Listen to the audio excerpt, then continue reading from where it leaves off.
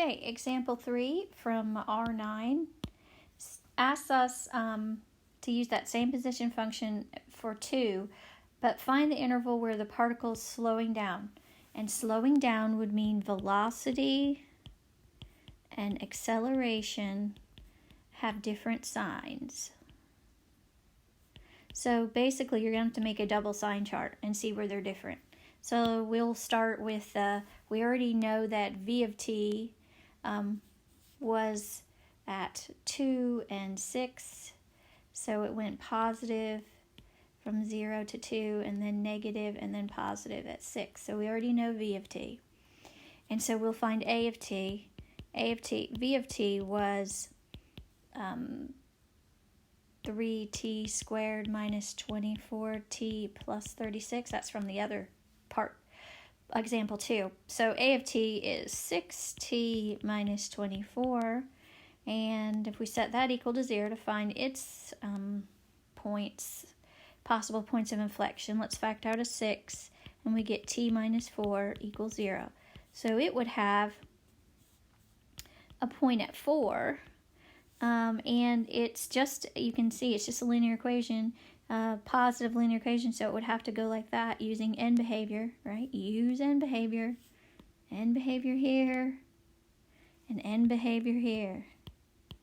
Okay, so end behavior means that it's negative till 4 and positive after 4. So let's put the sign charts together. From 0, we would have 1 at 2, 1 at 4, and 1 at 6 points. So from the velocity, it's positive between 0 and 2, negative between 2 and 6, and then positive again. And from the acceleration, we're negative till 4, so this would be a negative and this would be a negative, and this would be a positive and a positive.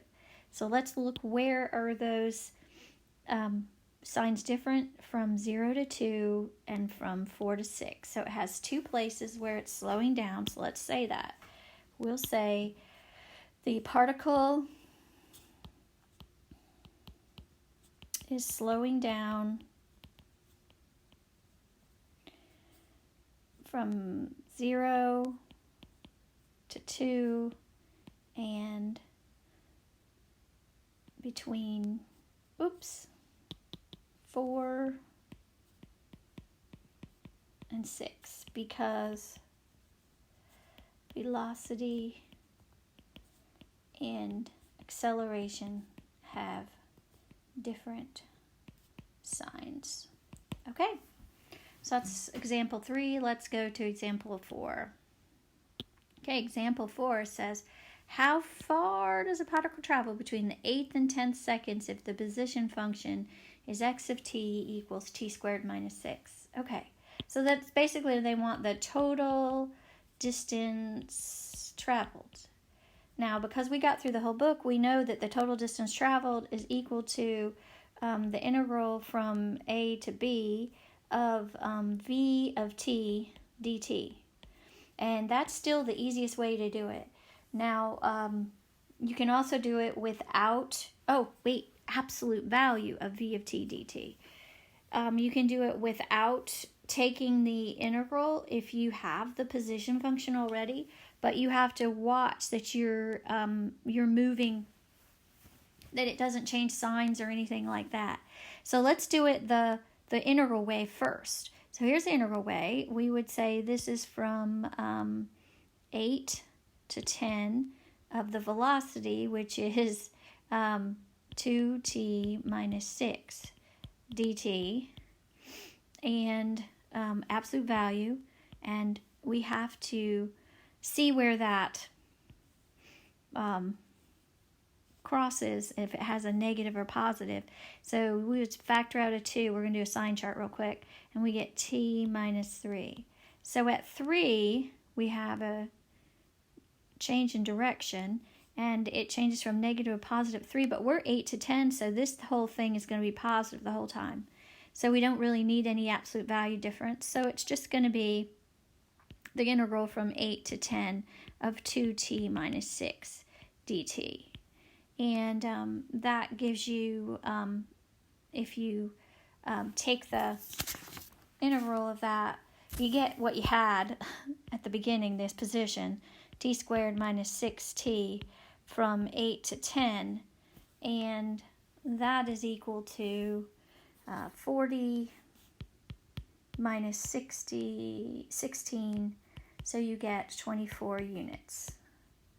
Now, that's how to do it correctly for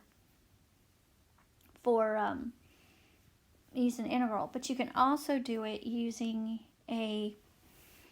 just the position function, but you still have to do this because you've got to figure out, am I adding or subtracting positive or negative? So here's what you would do if you weren't going to take an integral. You could say, what is x of, they want it from 8, so what is x of 8?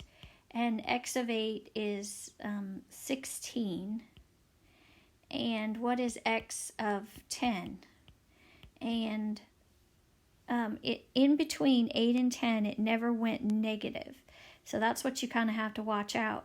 So that's why I'm saying you would still want to see that sign chart. So you would still take the velocity. But in this case, that would be 40. And so you would see it went from 16 to 40 and never went back and forth. So there's your 24 units. Okay, so that was number 4.